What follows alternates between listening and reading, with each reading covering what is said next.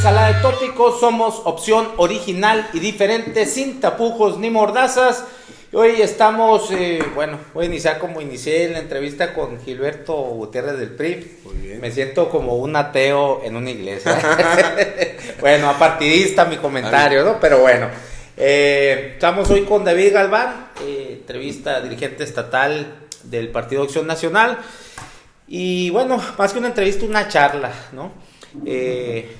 Bien, bueno, veo que tienes a Pancho Villa ahí. ¿Qué te representa o qué? Mira, yo creo que hubiera sido personaje panista. Favorito. Creo que hubiera sido panista. ¿Serio? Pancho Villa. ¿Tú crees? Siento que no lo hemos juzgado bien en la historia de México. A lo mejor hizo algunas travesuras, pero creo que es un mexicano que ayudó mucho a que la revolución se pudiera llevar a cabo. Representa lo que está viviendo en ese momento México, una persona que trabaja en un campo, que su hermana fue abusada, o intentaron abusar de ella, que tuvo que convertirse en mandolero para salir adelante, y después se une una causa revolucionaria, con pretexto no, de salvarse, porque Madero fue quien le otorgó un perdón verbal, porque todavía no tenía una investidura. Siento que sin él no pudo haber avanzado la revolución. Tiene sus asegúnes, también dicen que hizo mucho daño, y la verdad es que desde que estaba muy chiquito, mi abuelo, que fue doctor, me regaló un libro. Cuando falleció nos dejó algunas cosas a algunos de los nietos. Me regaló un libro que se llama Memorias de Pancho Villa, que hizo Martín Luis Guzmán, un personaje que fue su secretario particular en algún tiempo. Y ya se usaba a los secretarios particulares. Ya se usaba sobre todo porque Pancho Villa no sabía escribir. No fue en esa etapa su particular, se llamaba Luis Benavides. Y no sabía escribir, empezó a escribir en la cárcel de Lecumberri cuando fue encarcelado. Entonces siempre tuvo a alguien como escribano. Y leí el libro ya grande, ya que supe yo también leer, me gustó mucho la historia y he decidido como que retomarlo. Bueno, una persona arrojada, directa, entrón y evidentemente creo con buenas intenciones y muy buen gobernador de Chihuahua. ¿Aprendiste a leer o a leer?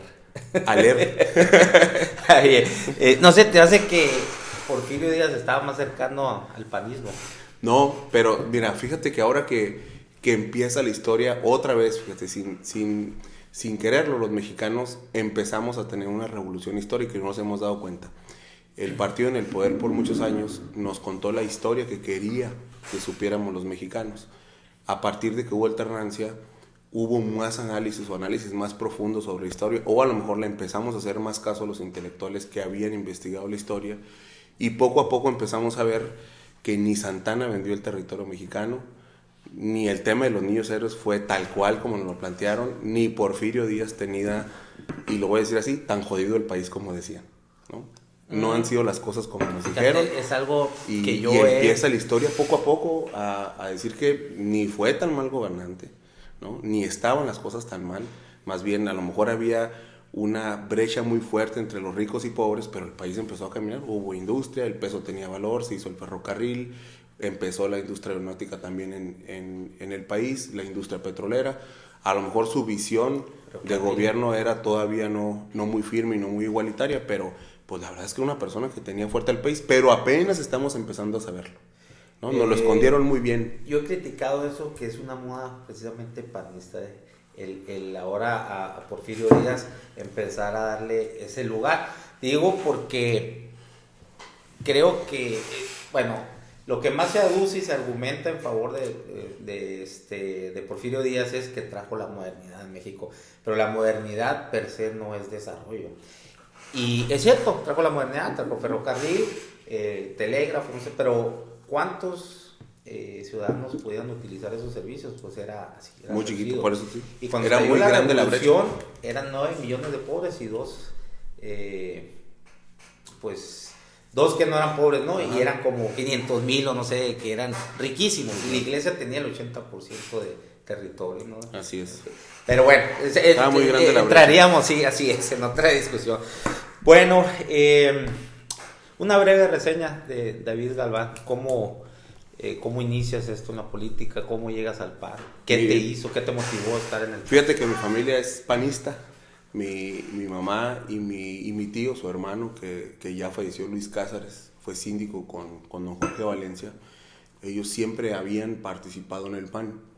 En 1996 es invitado mi tío a participar en la planilla con Jorge Valencia para 1997, y a partir de ahí activamente empecé a participar en el PAN. Primero en esa campaña, apoyando cualquier evento. 97. En 97. Tenía 17 años. 17 años. Como cualquier joven que empieza en algún partido, pues de cerca, apoyando en los eventos, estando pues prácticamente en el apoyo de logística. Más o menos, ¿a qué edad te empezó a mover? Yo creo que esa edad. Yo creo que esa edad. O sea, entraste por un invitado, por tu tío. Fíjate que de manera muy legítima en el PAN, como que no te invitan a fuerzas, o no te invitan a fuerzas, tienes que querer participar. Y de alguna manera, sin que mi tío me lo pidiera, pues empezamos a participar. No fue una decisión así tomada a través de otras personas, más bien pues tuve la libertad de elegir participar en este partido o en cualquier otro. Participé en la campaña de Jorge Valencia un poquito, después ya no volví a participar en el PAN, y trabajaba junto con mi papá en una empresa que vendía agua purificada. Y en el 1999 le vendían agua al partido para las campañas. En aquel entonces la campaña de Vicente Fox y después la campaña de Pancho Borges. Y pues la relación que teníamos pues era muy cercana, porque era el vato que traía el agua al PAN y el que repartía el agua en las campañas. El agua en botellitas todavía, no se usaba así como que ya con 19 en envases, años. ya está un poquito más grande. Y en ese entonces, sobre todo en la campaña de Pancho, había toda una generación de jóvenes que estaban participando muy activos en la organización de la campaña. Estaba Luis Cerrato, Miguel Sesma, Gildardo Real, Fernando Morales. Te los menciono porque ellos a lo largo de estos años han tenido espacios. Casi todos en ese momento en la Universidad de Hermosillo, Homero Ríos, Gustavo Unanue. Entonces Pancho traía, pues rodeado o estaba rodeado de un equipo de jóvenes entre 20 y 25 años. Cosa que para todos era muy atractivo, para todos los jóvenes. Estaba estudiando administración pública. Estuve en la Universidad de Sonora. Estaba en la Universidad de Sonora y pues prácticamente me metí a la campaña, ¿no? Me metí lleno en la campaña. Fue Vicente Fox a la Universidad de Sonora. Creo que para toda una generación la visita de Vicente Fox a la universidad hizo que volteáramos a ver al PAN como una opción de cambio, como algo que necesitaba el país, alternancia, que era lo que ocupaba. Y pues empiezo a participar en el PAN activamente. ¿Movimiento estudiantil? No, fíjate que no. Participé en sociedades de alumnos.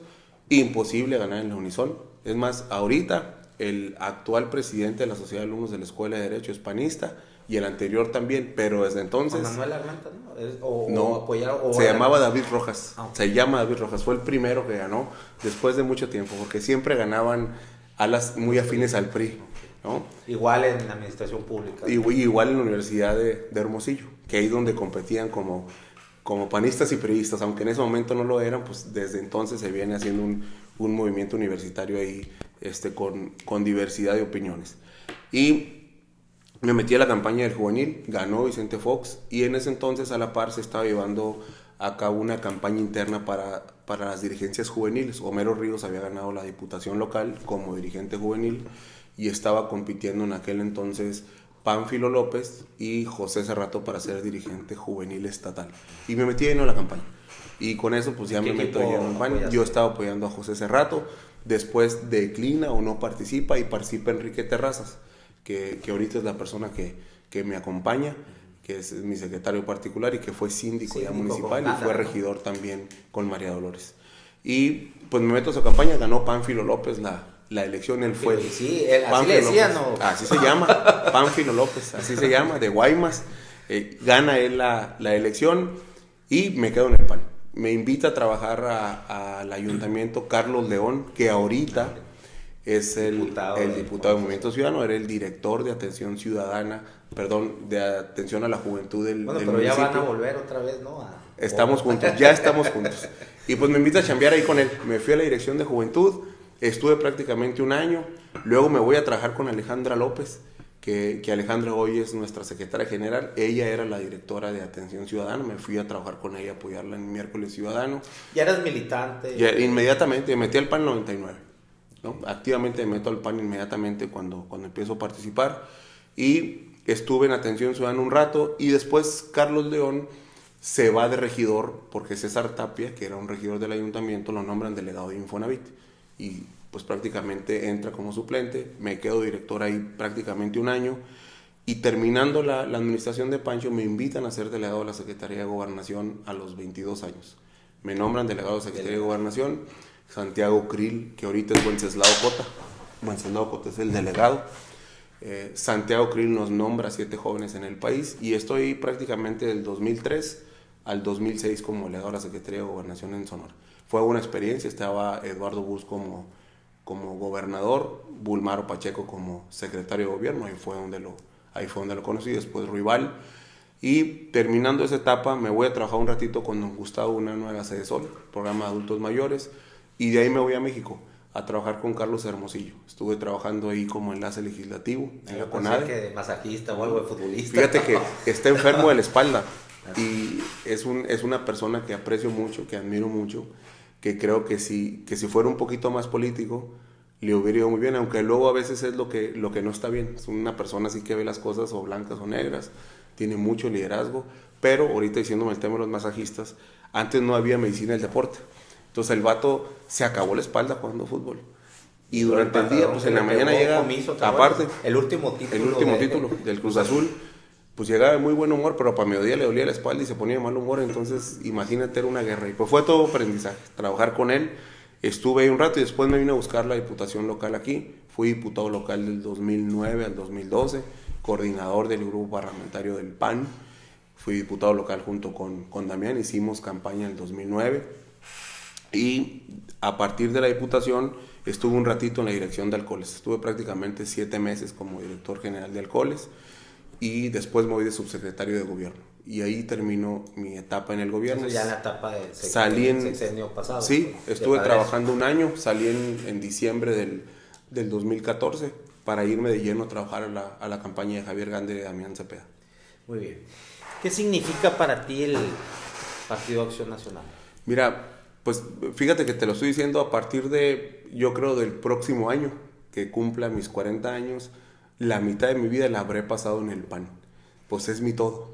La verdad es que he construido no solamente amistades, más bien mis mejores amigos están en el PAN, mis afectos están en el PAN, he aprendido mucho en el partido y también te debo decir que de manera personal siempre me siento y me sentiré en deuda con el PAN. Ha sido una casa que ha cobijado a muchos sonorenses, a toda una generación, y creo que el PAN es una institución muy noble que promueve verdaderamente el bien común y que quienes estamos aquí lo estamos haciendo pues por decisión propia. Es mi todo. Muy bien. David, estamos viviendo en el país, no solamente viendo, quizás uno de los pasajes más difíciles de la historia de este país, sumamente complejo por los altos índices de corrupción, el grado de criminalidad está, pues bueno, uno lleva a lo otro, ¿no?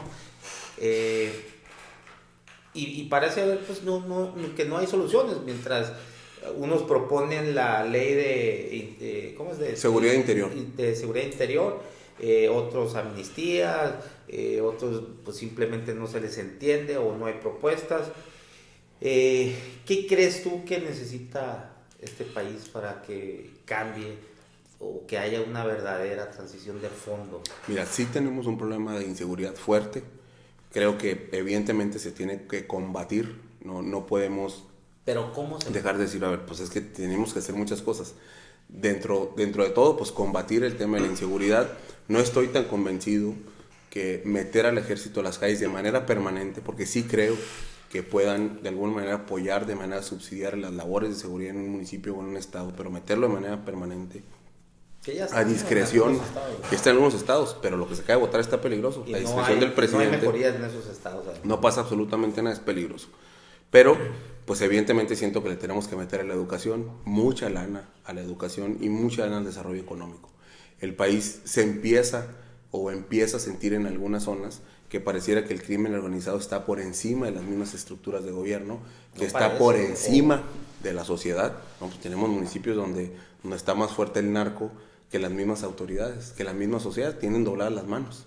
Y que evidentemente creo que tiene que ver con eso. Tenemos que darle un giro a nuestro aspecto cultural. Ahí cuando te refieres a crimen organizado, en sí, ¿a quiénes te refieres? Mira, ¿Quién es el crimen organizado? ¿Quién es? A ver, el crimen organizado creo que tiene como que varias vertientes. Por una parte está el narco, ¿no? Por otra parte están las personas que desde el gobierno también se coaligan al narcotráfico, y por otra parte también tenemos personas que desde los mismos sindicatos, las fuerzas reales, las organizaciones civiles inciden o están cerca del narco, ya sea teniendo su dinero pues prácticamente revuelto, dinero sucio con dinero bueno, o prestándose a tener empresas que son o que provienen del crimen organizado. Creo que es todo un bagaje que está moviendo la sociedad. Y al decirte esto te lo digo porque, a ver, aquí en Sonora, si tú subes a la Sierra Alta, y lo digo con bastante respeto porque acabo de ir para allá, de repente te llegan las 5 o 6 de la tarde y está oscuro, y las mismas autoridades te dicen, ya no salgas a la calle. Pero bueno, no te puedes regresar, no te regresas a Hermosillo, porque hay un retén, porque ya no te dejan pasar. Y no es porque el ejército no te deje pasar, no es porque la policía no te deje pasar, sino porque son personas que no tienen nada que ver con la autoridad, que toman las carreteras y a partir de estas horas ya no se puede mover nada. Eso está pasando ahorita en Sonora. Sí, claro, sí. Cuando me dices, gente del gobierno se coaliga al crimen organizado, y no es que es al revés, o bueno, te lo pongo más fácil, ¿quién puede tener mayor grado de criminalidad? La mafia o el crimen organizado que controla las instituciones oficiales, que tiene a más de la población, en 60%, algo así se habla en pobreza, o quienes llenan los vacíos de poder, el abandono del Estado, que sería el narcotráfico. Mira, yo creo que es igual. La responsabilidad o es es la misma. La responsabilidad es totalmente igual. Mira, ¿qué te diré? Verás, hará unos 2 años que vinieron de parte de la Secretaría de Defensa a dar algunas pláticas, mismos militares que estuvieron visitando algunas escuelas, y nos daban un ejemplo de que visitaron a niños en Nacorichico y en Bacadehuachi y decían que querían ser sicarios, ¿no? Entonces, de repente como que se culpa a la educación, se culpa a los padres, pero también dejamos de ver que la sociedad es lo que está viviendo, ¿no? Si un joven está estudiando y no ve que estudiar le va a llevar algo bueno, no ve que sus padres, que su familia, que su entorno, pues tiende a mejorar a partir de desarrollarse académicamente o a través de un buen empleo, pues lo que ves cómo generar satisfactores. Y si esos satisfactores los generas en el narcotráfico, o sembrando marihuana, o prestando tus terrenos para ya no se siembre trigo, sino que se siembre, pues, como te digo, marihuana, pues evidentemente es lo que ves y es lo que crees que es lo mejor.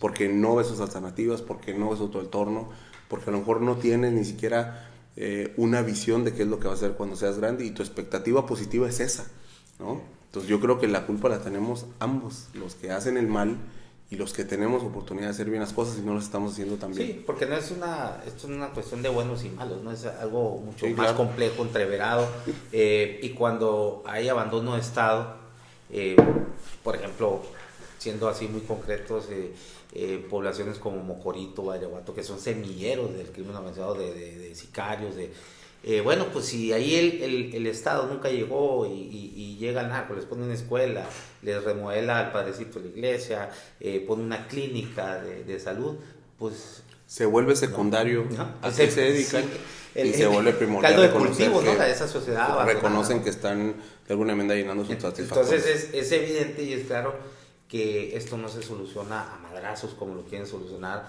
tirando con el ejército. Y en ninguna parte del mundo ha funcionado eso. ¿No? Bueno, en fin, entrando más a lo local, antes de que se me pase, porque es algo que hace mucho yo quisiera preguntar. Sí. ¿Qué pasó en Hermosillo en cuanto, bueno, los regidores de Acción Nacional con el alumbrado, con la concesión del alumbrado público, donde primero votan a favor, después dicen no vamos a votar, y luego por ahí sale Diana Karina Barreras, que vota a favor, y bueno, hay muchos que pensamos que fue la sacrificada por algún tema. Bueno, se habla mucho de la presión que tenía precisamente su esposo, Sergio Gutiérrez Luna, que fue en el pasado sexenio el jurídico del Estado, quien era el encargado de implementar el nuevo sistema de justicia penal, y que hablan por ahí de 90 millones, alrededor de 90 millones, que se esfumaron, nunca se aplicaron.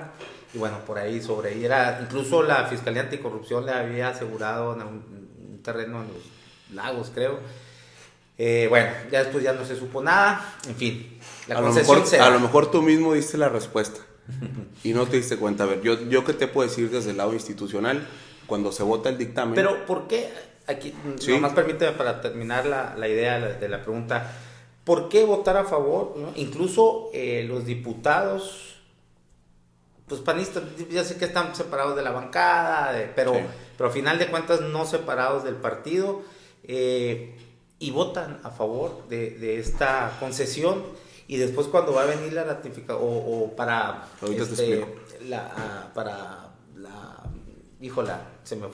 para la empresa, para darle a la empresa que había ganado, Costrulita, ¿no? Algo así. Bueno, ya se pone el PAN en una postura que no vamos a votar, que bueno, o los chamaquearon en un principio, o no sabían que estaban votando, o de plano fue todo un teatro, ¿no? A ver, te explico porque creo que, y te agradezco que me lo preguntes para tener la oportunidad de aclararlo. Prácticamente son dos tiempos y son dos entes, dos tiempos que se viven en el Cabildo y dos tiempos que se viven tanto en el Cabildo como en el Congreso para la aprobación. Bueno, el primer tiempo en el Cabildo, que fue lo que aprobó o lo que aprobaron los regidores, eso no tenía que ver con la concesión. El presidente municipal somete a consideración, primero aclarando que tienen un problema en el alumbrado público, la posibilidad de hacer una asociación público-privada, APP, la posibilidad de hacer una privatización y la posibilidad de hacer una regenería financiera, es decir, dio tres opciones, no una, tres opciones. Ahí estuvo de acuerdo el partido, primero reconociendo que teníamos un problema y segundo, pues esperando que pusieran una propuesta en la mesa. Ahí no se aprobó nada, que es ahí donde se genera la duda, porque luego, así como tú lo interpretas, muchos ciudadanos han interpretado y pareciera que el PAN dijo que sí, luego que no, pero no es así. Primero reconocimos que había un problema, eso fue lo que estuvimos de acuerdo, teníamos un problema financiero en el tema del alumbrado. Segundo, se presentaron varias opciones. Eso fue lo que estuvimos de acuerdo, ahí sí estuvimos de acuerdo los cuatro. Después se nos presenta una propuesta que prácticamente es una tranza universal, es decir, concesionar el servicio de alumbrado público a una empresa prácticamente 10 años, pues prácticamente 15. Con una deuda de 1,100 millones de pesos, que quién sabe cómo quedó, porque quiero decirte que al día de hoy ni ha sido transparente, ni tenemos certeza del contrato, ni sabemos si están cumpliendo con las metas. Muchos todavía siguen la ¿Qué es lo que pasa en el camino? Cuando ponen esa propuesta en la mesa, inmediatamente tanto el dirigente municipal del PAN como la dirigencia estatal salimos a decir que estamos en contra de la concesión o privatización o venta del servicio de alumbrado público. ¿Por qué? Porque aunque hemos tenido o había tenido problemas, nunca había sido deficitario. Es decir, tú tienes un ente, que es la Dirección de Alumbrado Público, que sabes que tiene una cantidad anual para subsistir, pues lo que tienes que hacer es ajustar el presupuesto de esa cantidad, ¿no? Si sabes que vas a tener 60 millones de pesos al año, pues ajústate a 60 millones de pesos y así camina. No hagas corridas a razón de 120 o 130, porque entonces te obligas a pedir prestado. Manifestamos que no estábamos de acuerdo y a partir de ahí empieza un debate. Primero, presiones con algunos de nuestros regidores para que votaran a favor. Después presiones mediáticas haciendo ver que era súper necesario y que era el problema más fuerte que tenía Hermosillo. Perdón, que era el problema más fuerte que tenía Hermosillo. Pero evidentemente lo único que veíamos era pues el gobierno municipal tratando de hacer una tranza para hacer negocio. Y eso es lo que pasó. ¿Qué pasa con la regidora que vota en contra? Definimos nosotros claramente ir en contra del servicio de la concesión y los días previos a la negociación de ese presupuesto prácticamente se desaparece, ¿no? Ya no lo volvimos a ver, se fue a México, no vino a las reuniones previas, acordamos votar en contra. El día de la sesión, por no haber hablado con ella, personalmente voy a la sesión de Cabildo, que por cierto cerraron las puertas del Cabildo, el megáfono que está ahí, pues digo, eso y nada me sirvió, pues estar gritando abran la puerta, ¿no? La verdad, curiosamente. Con todos todavía. Todavía. No abrieron la puerta, cerraron prácticamente las puertas de Palacio, se aventaron una votación fast track. No te voy a decir en lo oscurito porque era de día, pero pues cerraron todas las puertas del palacio. Cuando unas cosas buenas las hace de manera No con transparente. guardaespaldas. Cerradas las puertas del palacio. Cerradas completamente, las de afuera y las de adentro. Y pues sí, se va el PRI. No puedo decirte otra cosa. La verdad es que desconozco qué la motivó. Te puedo decir que siento muy claro que la motivación de ayudar a Hermosillo y tomar una buena decisión no fue lo que la motivó, porque lo único que hicieron fue endeudar a Hermosillo, hacer un mal negocio, dejar embroncados las próximas administraciones y pues tomó su decisión a propia. Y fue retirada del grupo parlamentario, del grupo de regidores ese mismo día. A inicios del 2015, la Secretaría de Energía emitió el informe de un estudio que hizo y sobre el alumbrado y tenía el 99% Hermosillo de alumbrado público, o sea, de eficiencia. Es el 2015. Son datos que saca, ahí los anduvo manejando Roselena Trujillo, la regidora por Movimiento Ciudadano. No sé, aún así, bueno, y además arguían que estaba en quiebra. Se gastó en 2016 el alumbrado público 6 millones de pesos en publicidad. O sea, una sola dirección del municipio que se supone, argumenta que está quebrada y gasta 6 millones de pesos en publicidad. Ya nos podemos imaginar cómo para qué, ¿no? ¿Qué tan mal podía haber estado si, argumentando que estamos en situación difícil, cuando sale el gobierno anterior, dejó 3 millones de pesos en la caja? O sea, no era un organismo deficitario. Lo tronaron para hacer negocio. Exactamente, entonces ahí lo tronaron para hacer negocio. Pues si no lo votamos. Al favor. Nosotros lo votamos a favor. En el primer tiempo. No, en el primer tiempo no tuvo nada que ver. ¿Se aprobó la concesión? No se aprobó la concesión. O sea, no todavía ceder los derechos a la empresa, pero ya se... Aprobaron, a ver, primero hice una declaratoria de necesidad.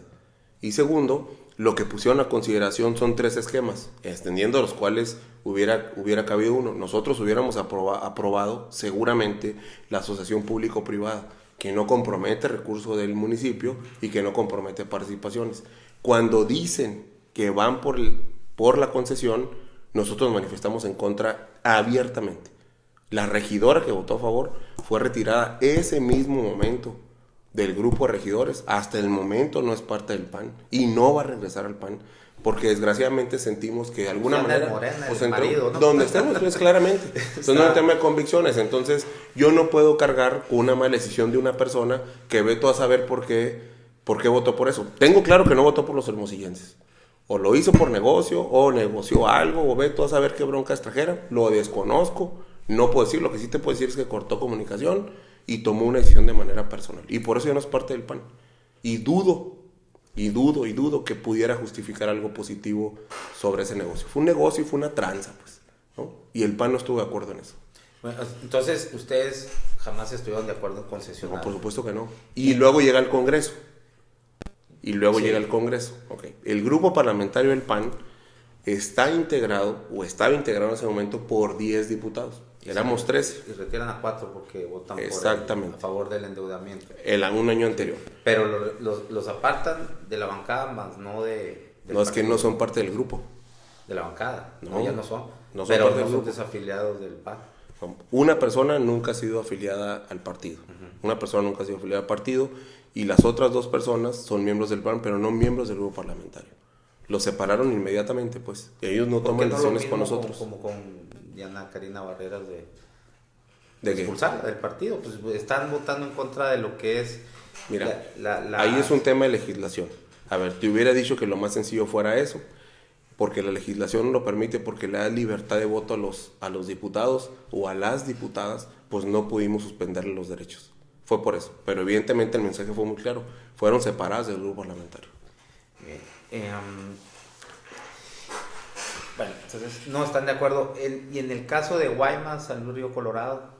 De Guaymas, San Luis Río Colorado. Bueno, Guaymas quiso Lorenzo de Cima. Nunca se presentó una propuesta, ni en Cabildo, ni... Pero estuvieron, ni incluso en alguna declaración tuya leí que habría que analizarse, ¿no? Fíjate que debió haber sido eso como esos 7 meses.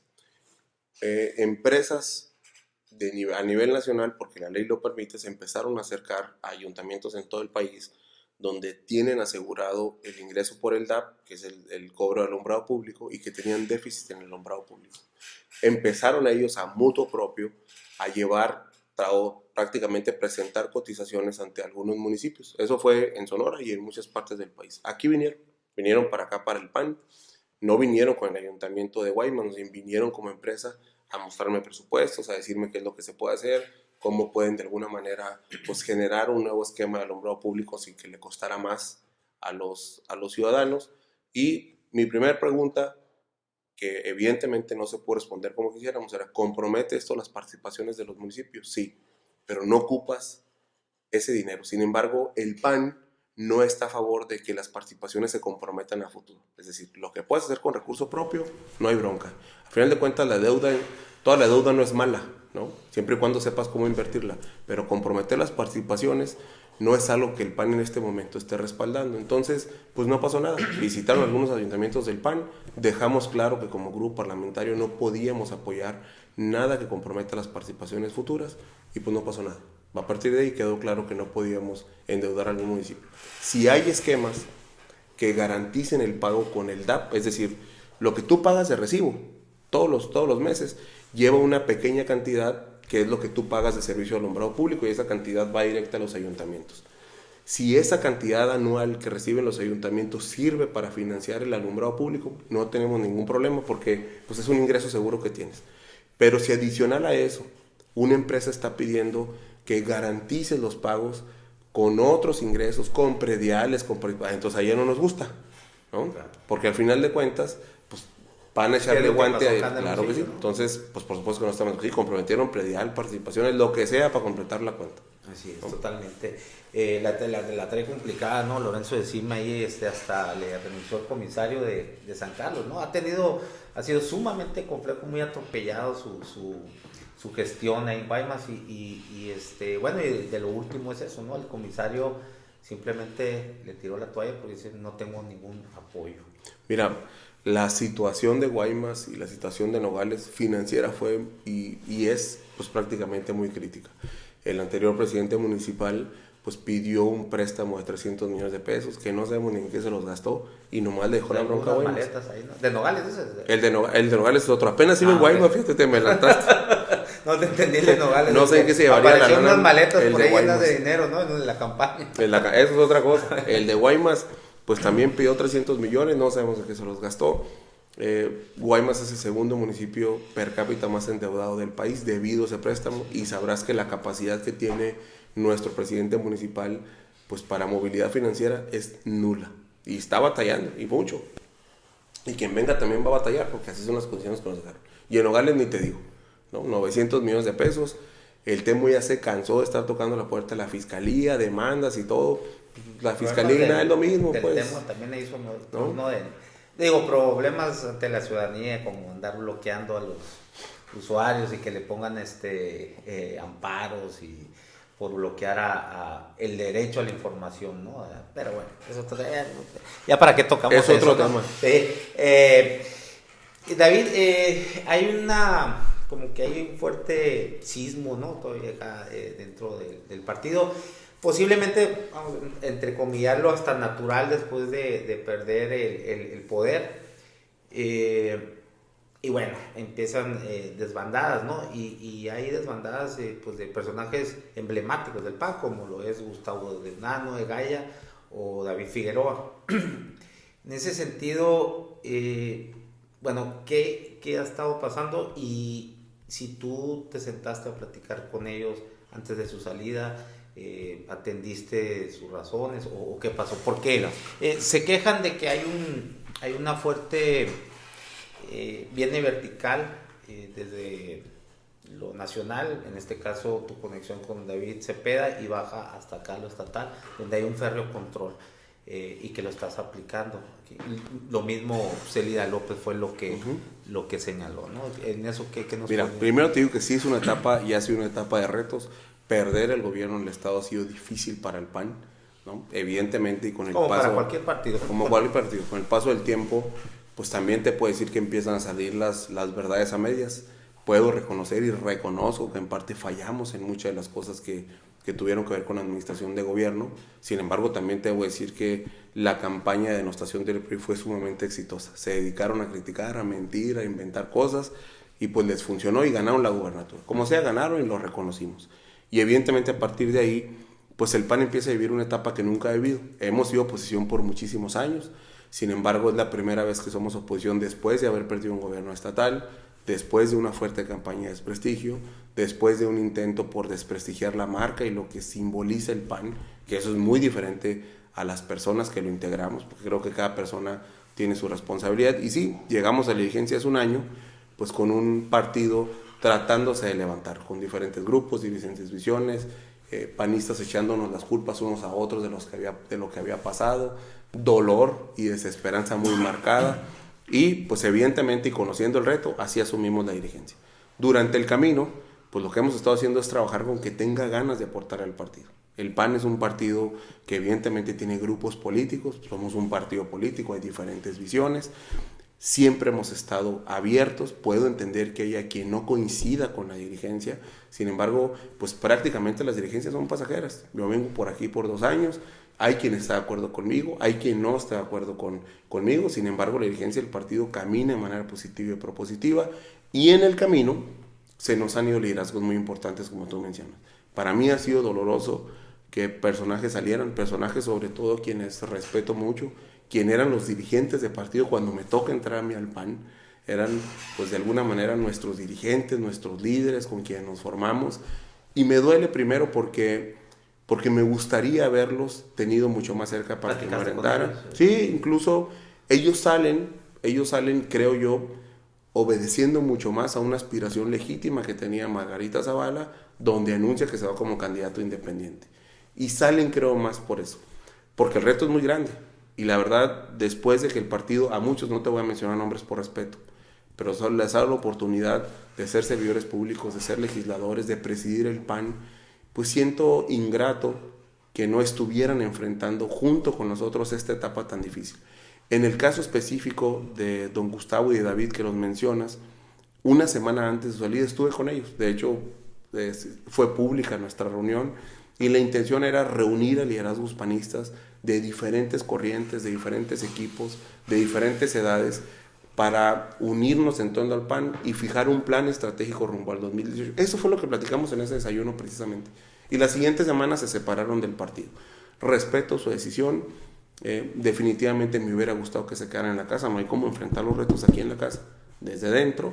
Pero pues también el tiempo nos ha dado la razón. En el caso de David, pues él está buscando la presidencia municipal. Creo que su salida obedece a esa aspiración legítima, no obedece a temas de principios ni de valores. Yo entiendo que él hace su narrativa y da su discurso, sin embargo hubiera sido legítimo si no hubiera salido levantando la mano para una candidatura. Entonces creo que su tema era ser candidato, se respeta, no lo digo de manera negativa, está bien, y pues él está usando su estrategia. En el caso de Célida, la verdad es que me sorprendió mucho, porque no te voy a decir que teníamos comunicación, éramos cercanos, era miembro del comité directivo estatal, miembro del consejo estatal, miembro de la permanente, diputada local del PAN, y evidentemente fue mi coordinadora de campaña. Cuando escucho que dice que es una persona que no ha sido tomada en cuenta, imagínate lo que sentí. Es parte de todos los órganos del partido y es diputada local y está joven y toda una carrera por delante. Segundo, cuando menciona que no la dejan primero salir de candidata al Senado, pues también me sorprende porque las convocatorias ni habían salido, ni aún han salido en este momento. Pero, pues aparte de ahí empiezo a ver que, pues a través de los medios de comunicación, que ella empieza a virar hacia Morena. Entonces, fue difícil para mí, primero como mujer, porque la respeto muchísimo y como amiga, pues entender 2 semanas de golpeteo al PAN, pero a la par, pues ya estaba en Morena. Y sale pegando la dirigencia, aduciendo que había sido de alguna manera agredida por ser mujer, cuando ese no fue el tema, y que de alguna manera le habían vulnerado sus derechos para participar. Te voy a decir que apechugamos el golpe, lo apechugué porque lo completito me lo tragué, pero después verla con López Obrador, pues deberás de saber que para el PAN pues evitó cualquier cosa que haya dicho, para el panismo pues prácticamente es falso. Lo que hizo es irse otro partido, mira, desde hace tiempo creí que iba a ser diferente, me duele, creo que fue una decisión equivocada. El PAN le ha abierto las puertas a Célida de manera muy positiva Y al final de cuentas, ¿qué pasó? Más bien lo que nos hace falta es hablar con la verdad. Y quien desee estar o no en el partido, pues que diga la verdad. Oye, me voy porque quiero ser candidata para otro partido, pues adelante. Pero que no se le vaya pegando a la casa, porque al fin de cuentas son mentiras. Están buscando aspiraciones para ser candidatos, por el partido que sea y a la posición que sea. Yo concuerdo contigo y es mi opinión. Que digan la neta. Eso es lo que tienen que hacer. No andar con cositas ahí, que los valores, que los principios. Que las mujeres. Lo que quieren es ser candidatos y ya que digan la verdad y vámonos. Exacto. Digo, en esa parte concuerdo contigo, es mi opinión personal, en que exagera con esto de la violencia política contra la mujer y todo, aprovecha las coyunturas, ¿no? Así lo leo. Pero sí creo que sería difícil que ella hubiera salido del partido si no sintiera algún tipo de bloqueo, ¿no? A sus aspiraciones, con miras de escalar en lo político. En este caso, pues es claro que quiere ser candidata a la senaduría. Se antoja difícil que ella empiece primero un acercamiento con Morena, así nada más porque sí, cuando hacía 2 meses había hablado pestes, ¿no? del liderazgo de López Obrador. Entonces, pues a uno le queda que hubo un conflicto interno, donde ella se siente bloqueada, entonces ve la oportunidad de brincar hacia allá, y bueno, y empieza ya toda su, pues no sé cómo haya sido su llegada, ¿no? Dicen que fue directo con Jade Kolpolev, es lo que, bueno, es lo que a mí me han dicho. Yo lo desconozco, yo sé lo que pasa en el PAN, lo que pasa en otros partidos. Pero es lo que, ella acusa directamente eso, de que ella está siendo bloqueada directamente por David Cepeda. No, David Cepeda es el que sale con Damián Cepeda. Con jaladas, ¿no? El que se graba.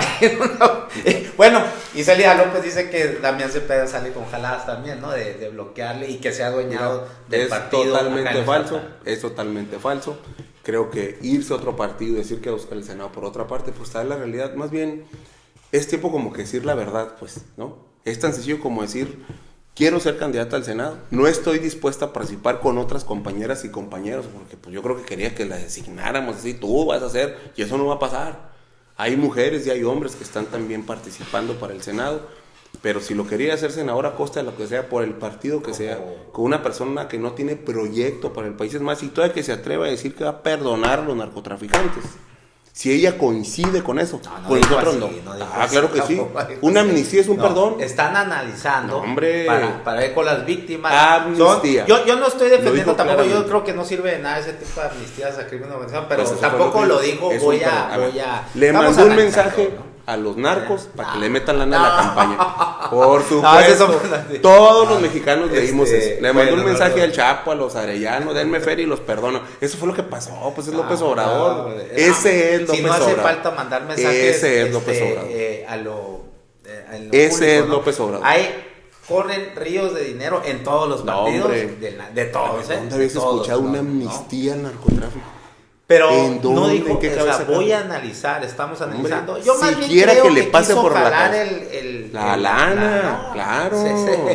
Ese corre, no sé si no a ver, ¿te acuerdas tú? Hoy estamos viendo ese tema. En Tamaulipas, los Zetas fueron los que llevaron la campaña de López Obrador el proceso pasado. Y en los camiones llevaban a la gente y con cuerno de chivo, voten por López Obrador. Y se hizo público. Calderón también defendió, hizo pacto con Chapo Guzmán. ¿En dónde? Desde Fox. ¿En dónde? Pues, por lo que salen las series. No, pues es que no, la salida de, ¿crees que Chapo Guzmán se escapó de Puente Grande por el bote de la basura? No, creo que hubo contubernio. Y se pusieron las pilas a las autoridades ahí para ayudar. Lo que sí hay una estadística muy fuerte donde el sexenio pasado el único fortalecido fue el cártel de Sinaloa, ¿no? Todos los demás lo señalan mucho, ¿no? Entonces, digo, si nos vamos a hacer señalamientos nada más hacia el vapor, pues imagínate, estaría... Yo no coincido, a lo mejor es tu opinión, pero yo te voy a decir, desde el punto de vista del PAN, no coincido que una persona abiertamente le mande un mensaje a narco, decirle, vénganse conmigo, yo los perdono, porque eso fue lo que hizo, para agarrar su lana y para que le ayuden el día de la elección. Ese fue el mensaje que mandó. Así lo percibimos. Que no se necesita mandar mensajes. Lo hizo, fíjate qué atrevido. Fíjate qué atrevido. Bueno, está bien, es tu punto de vista. En cuanto a me decías ahorita que tenía que participar con hombres, mujeres que estaban interesados Sí, también. claro. Y uno de esos hombres es Ramón Corral. O sea, que de repente se siente como que reviven, ¿no? Y se dice, bueno, o por lo menos el mensaje así, la lectura que se ve es, bueno, que sea Ramón Corral para que no le haga sombra a Damián Cepeda. No es así. Para el A ver. Sí, sí, por Sí, supuesto lo he que se ha leído, escuchado, ¿no? claro, no, lo leo todos los días. Y cosas mías que le vine con en la campaña, que le estoy sembrando el camino, que me estoy diciendo gente, no, al contrario, a ver, el PAN está abierto, ¿no? Yo no puedo, ¿cómo te pues no puedo ser responsable de lo que dicen que hago. Soy responsable de lo que hago. Ramón Corral levanta la mano para participar en el proceso, pero también te tengo que decir, con pleno respeto, que está participando Luis Cerrato y que está participando Temo Galindo, en el caso de los hombres. Con mucha anticipación nos han manifestado su intención. Ramón también te voy a decir que no está metido en su casa. De hecho, no sé si lo sepas, pero en el caso de nuestro Consejo Nacional, en el mes de diciembre del año pasado, estas fechas, fue la persona que fue más votada por el panismo. Quedó en primer lugar. Con esto te quiero decir que pues su vida política la viene reactivando desde hace prácticamente 1 año y medio. No es una persona que esté bendecida, no es un vato que le dice, tú vas a hacer, además no puedo, ¿no? Y también tengo una persona que es muy cercana, fíjate, para que veas cómo están mal hechas las cosas. Ramón tiene su carrera política, yo lo veo participando activamente desde hace buen rato en el PAN. Luis Cerrato es mi coordinador del grupo parlamentario, que le tengo toda la confianza para que lleve los trabajos del Congreso. Y Temo Galindo, el alcalde de la ciudad más grande gobernada por el PAN, es mi amigo, ¿no? Entonces, quien pretenda, pues prácticamente mandar otros mensajes, pues la verdad lo que quiere es generar división interna en el PAN. Hay competencia, sí, claro. Hay grilla, sí, mucha, todos los días. Un día sí y otro no, tengo muchas broncas aquí, pero pues una sana competencia y cada quien está jugando. Mira, en el tema nacional, como sabes, la Comisión Permanente Estatal y Nacional y luego las comisiones de los 3 partidos, porque ya vamos en un frente ciudadano. Sí, más complicado. Han decidido, sí, así es, han decidido en una mesa política, en razón a rentabilidad electoral y en análisis según las votaciones del 2015 y del 2012, pues tomar decisiones. No es que no seamos tomados en cuenta los partidos en lo estatal, pero evidentemente, aunque vas a representar a los 3 partidos siendo candidato a diputado federal o candidato, siendo candidato al Senado, pues es una mesa política la que va a tomar ese tipo de decisiones. Creo que se va a ponderar muchísimo la rentabilidad electoral y evidentemente la capacidad de suma de los 3 partidos. Lo van a tomar al final de cuentas ahí en las cúpulas. ¿Sí? Es una comisión que se hizo. Una comisión, sí. No lo van a abrir Antes estuvimos de acuerdo en el Consejo Estatal de cada partido, los 32, antes estuvimos de acuerdo en la Comisión Permanente Estatal. ¿Y por qué se tiene que hacer así? No es porque le estemos frenando la posibilidad de decisión a los panistas, es porque se hizo un convenio de coalición.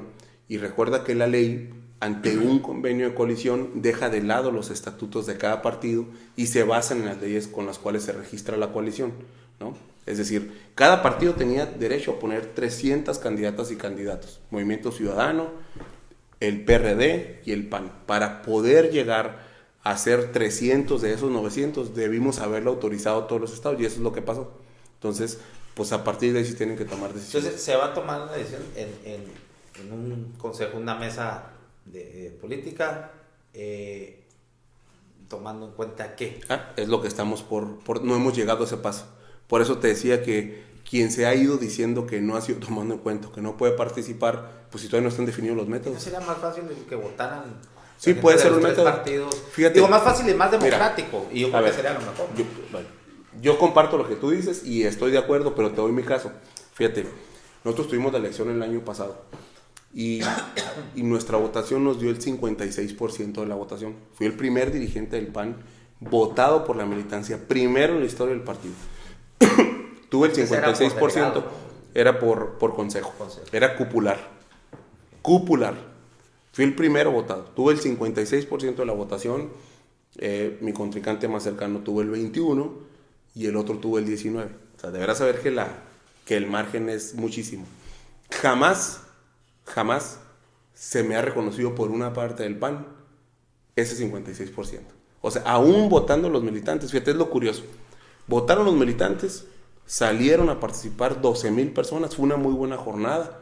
Evidentemente tengo buena comunicación con Neto, buena comunicación con Adrián. Y hay un sector del PAN que dice que el padrón estaba amañado. Un padrón que yo no hice.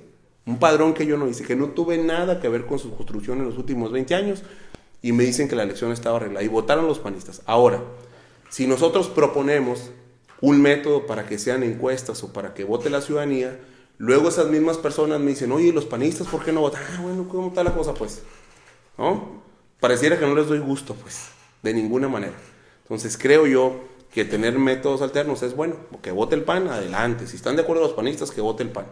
Si los panistas quieren ir con el más competitivo, pues medimos afuera. Como quieran. De tal manera que todos estén conformes. O sea, las cartas están abiertas. No hemos restringido ningún método, pero no está definida todavía la metodología. Tu relación con tu secretaria general, se habla mucho por ahí. Hay un choque y que se habla personal que está volcándose hacia lo político. A ver, nos lo preguntan siempre. Ahorita no está ella aquí porque anda en la Ciudad de México. Se está graduando de un curso que tiene ahí de mujeres, de un diplomado. Estamos caminando juntos, nos puedes ver juntos, nos lo preguntan muy seguido y la verdad es que estamos trabajando para sacar adelante. No, mira, a ver, yo te voy a decir cuándo me sacaron ese tema. Cuando hacen público el tema de la deuda pública, cuando hacen público que Sonora y esta administración se endeudó en 2 años por 5,000 millones de pesos, cuando lo hacen público, nos hacen público a nosotros como PAN que nuestra secretaria general está gastando dinero de mala manera y luego me echan la bronca a mí.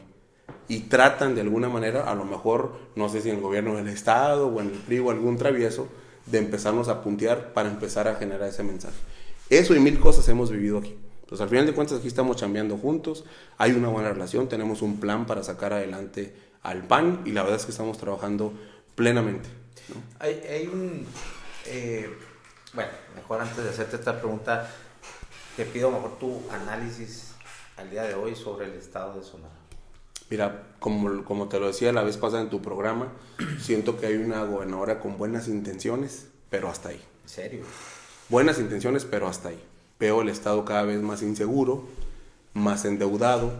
Me llama la atención que en el discurso hablan de honestidad, que hablan de optimización de recursos, pero que se gastan 1,400 millones de pesos en viáticos, en aviones, en hoteles, que se gastan 700 millones.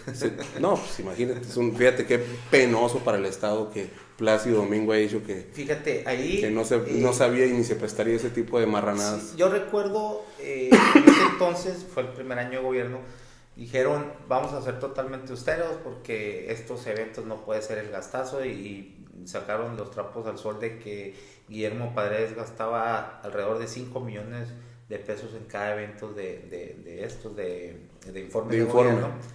Besamanos le dicen algunos. Y bueno, ella se supone que hace algo ahí por redes sociales, un desayuno con los dirigentes de los partidos estatales y los presidentes de la comisión del Congreso.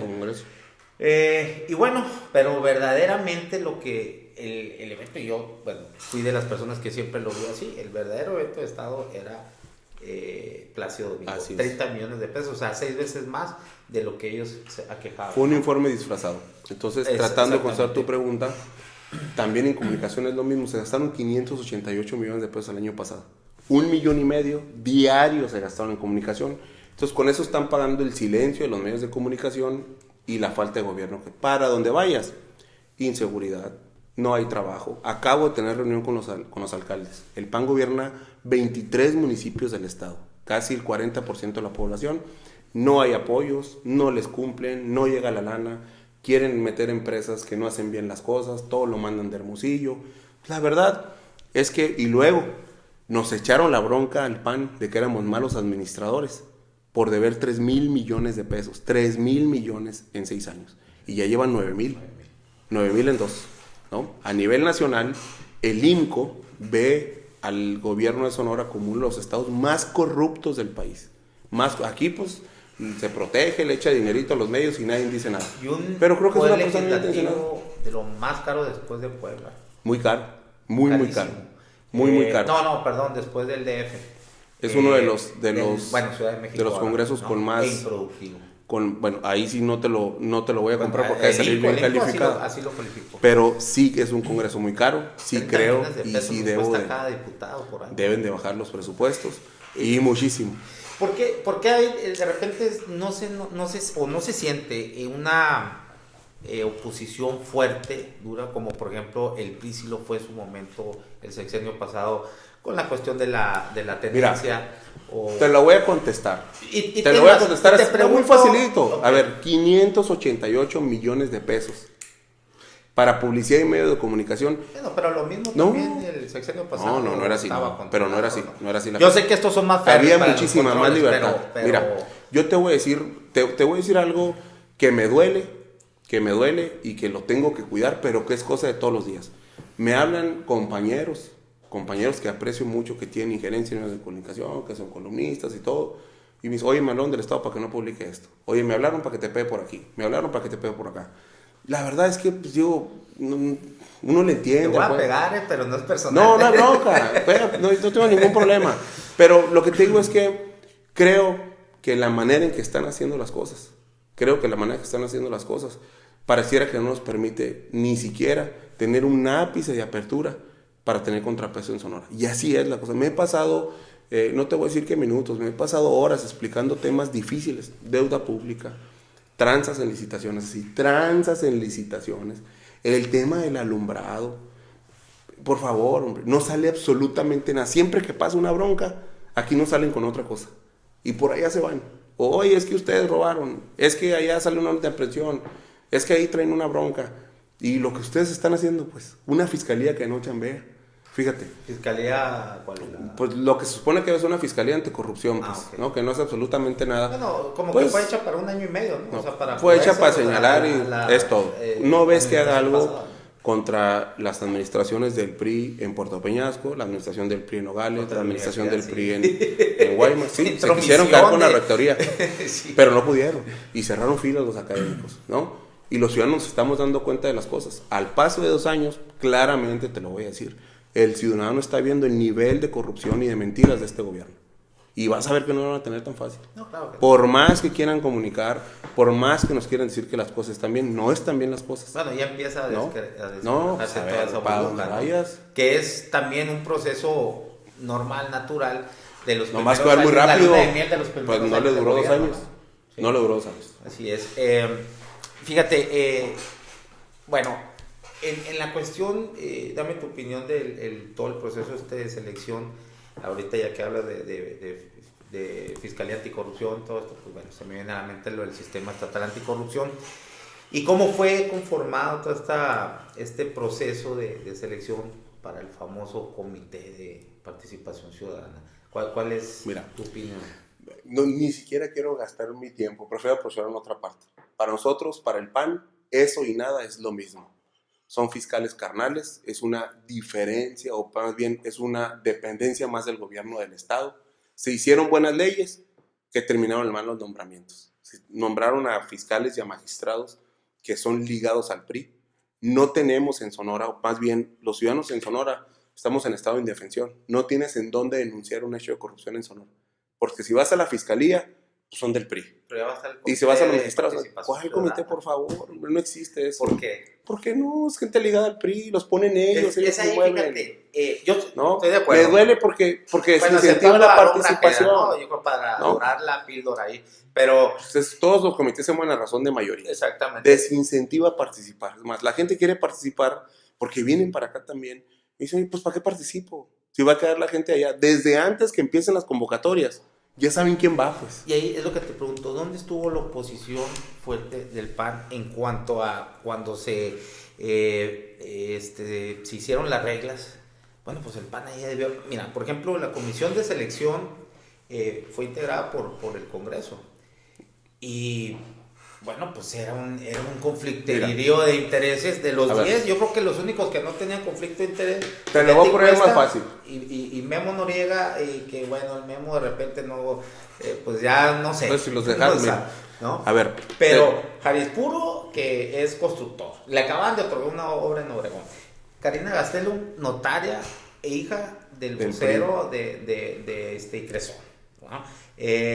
Teresita Lanz, mamá de un director, creo que es el director del hospital de Magdalena. Álvaro Bracamontes, proveedor con su consultoría. Bueno, y ahí te vas todo, ¿no? Bueno, Marco Antonio Andrade. Nosotros no. Entonces, A ver, ¿dónde estaban ahí? A ver, siempre lo hicimos, siempre lo hicimos y siempre lo manifestamos. Aquí, en esta oficina tuve una rueda de prensa fuerte señalando las cochinadas que estaban haciendo, pero no les importa. Desde la conformación del comité siempre. En las leyes sí estuvimos de acuerdo.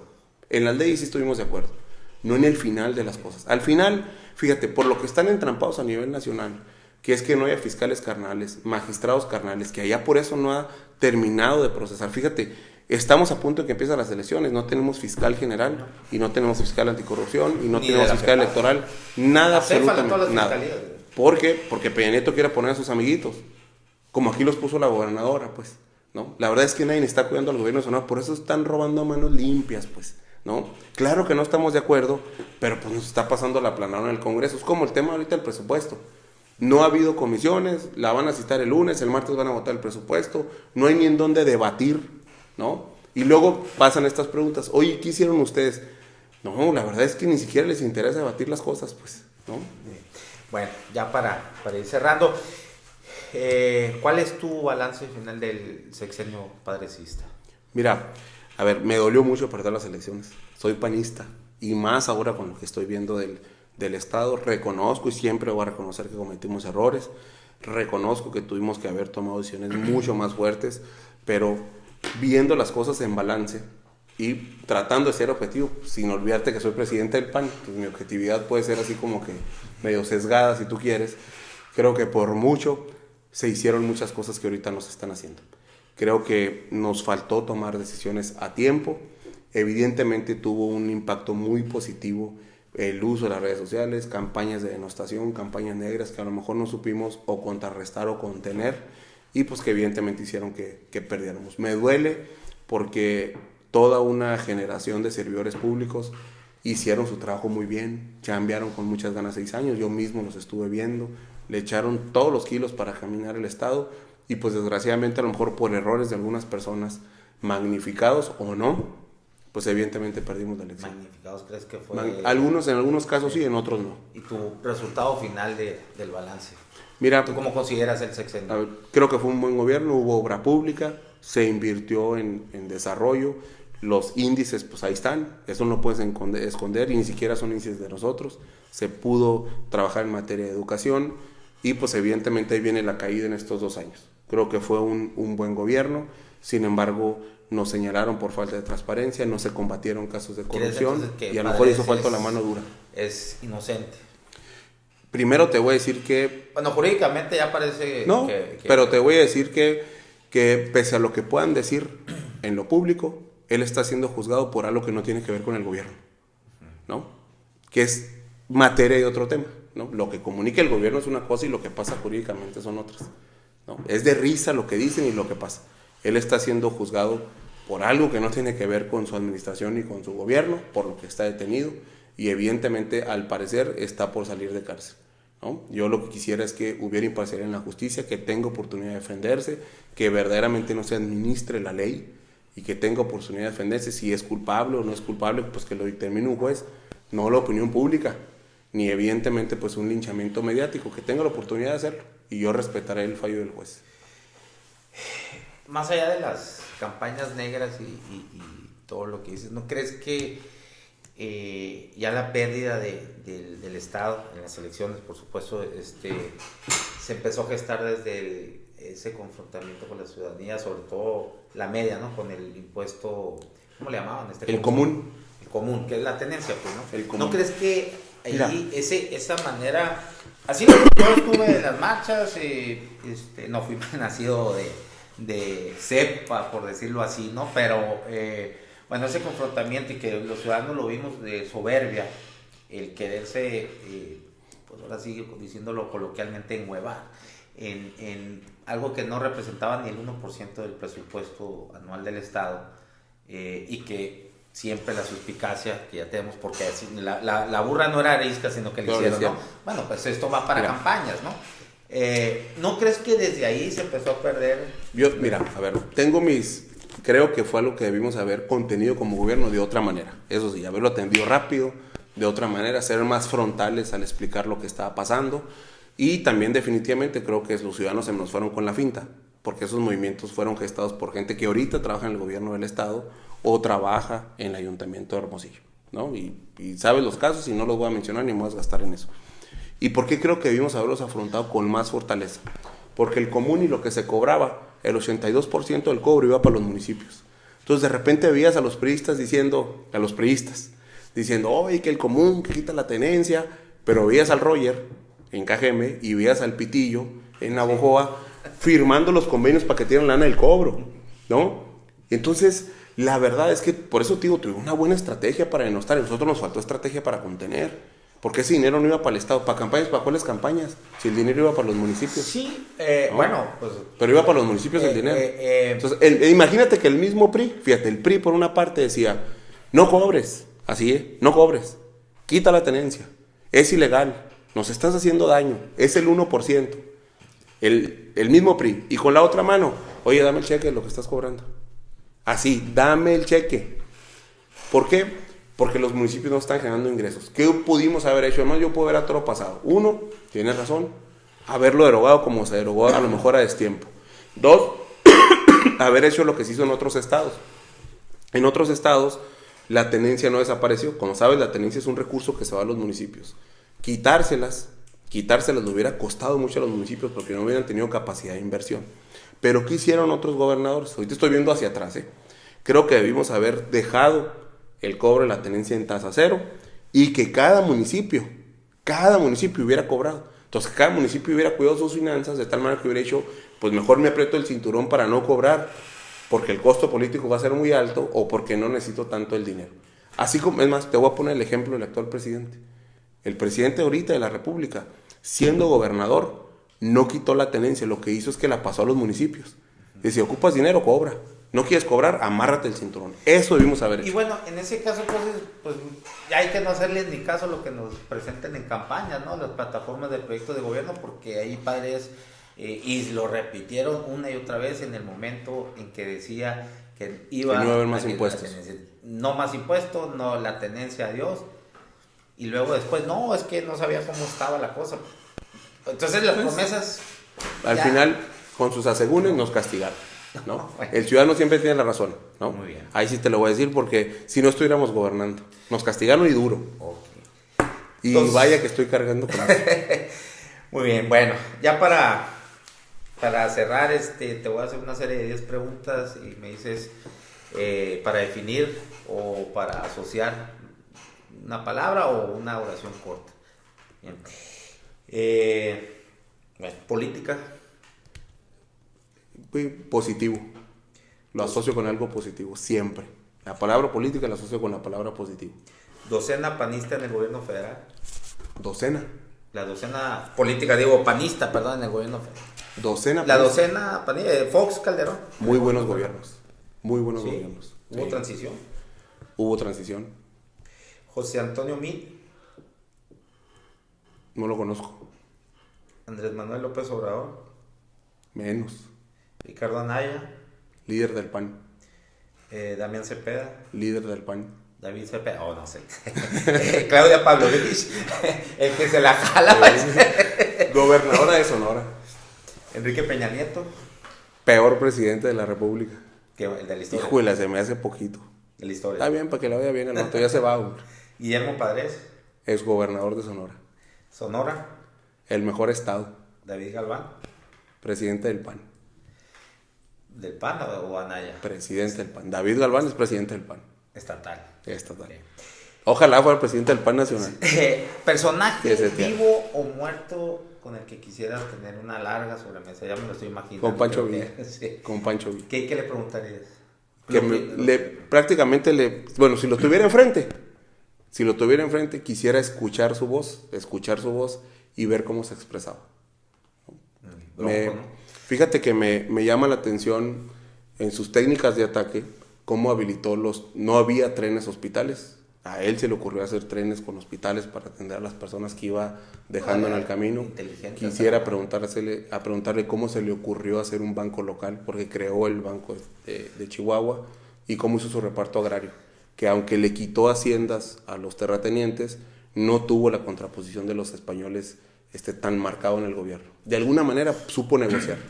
Fíjate que alguna vez escuché ahí no recuerdo si era psicólogo o psiquiatra, que si que en esa fecha, en esos tiempos hubiera ya estado detectada la enfermedad de esta bipolaridad, él Mira, hubiera sido... tan era bipolar, Sí. y creo que era bipolar, que sus dos personas más cercanas, uno se llamaba Fierro. Felipe Ángeles y Adolfo Fierro. El Felipe demonio Ángeles era una... y Sí, el ángel. no, y así, el ángel y el fierro, así es como... Y precisamente se llamaba Felipe Ángeles y Adolfo Fierro. Adolfo Fierro era un matón a sueldo. Sí. Pues, historias desde que combatía hasta que alguien le cerraba el ojo y lo mataba por lo que sea. Hacía sangre fría. Y Felipe Ángeles, una persona estadista. Pensaba en cómo organizar el ejército, artillero, ¿no? Pensaba también en cómo organizar la administración pública, y ambos tenían la misma fortaleza de opinión. Entonces de repente ves un Pancho Villa reaccionario que no escuchaba, que quería matar, que se quería ir de frente, que no le importaba nada, y de repente ves un Pancho Villa tomando decisiones como un estadista, viendo hacia el futuro, pensando en la juventud, pensando en los niños, y era la misma persona. Yo creo que si hubiera tenido un psicólogo enfrente, o le dice que está loco, o le dice que pues es bipolar, pero al extremo. Bipolar y aparte al extremo. Totalmente. Si no hubiera sido David Galván, ¿qué te hubiera gustado ser? Incluso hasta animales, si quieres. Híjole, qué difícil me la pones. Qué difícil. Nunca me han preguntado eso. Me gusta mucho lo que hago. Me gusta muchísimo lo que hago, lo disfruto. Fíjate que he disfrutado todos los trabajos. Trabajé en el tianguis con el actual tesorero 2 años y vendía pantalones y lo disfrutaba mucho. Trabajé en el McDonald's haciendo hamburguesas, lo disfruté mucho. Trabajé en el agua, repartiendo agua, lo disfruté mucho. Creo que uno tiene que disfrutar las cosas como vengan, ¿no? Okay. Entonces ni piensas. No sabría qué decirte, ¿no? La última pregunta, pero esta A lo que toque le entro. Que contestar en 2 segundos. Ay, güey. A lo mejor ya las... Bueno. No, 1099 más 1. 2000.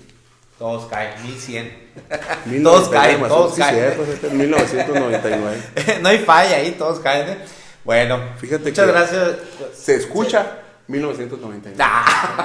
Lo escuchaste. Yo lo escuché por eso. Dice por ahí una Nissin, una escritora, no, las cosas no las vemos ni las escuchamos como son, sino como somos, ¿no? Andas pensando en el 2000, te quedaste en el 2000, fíjate con Fox. Fíjate que sí, a lo mejor.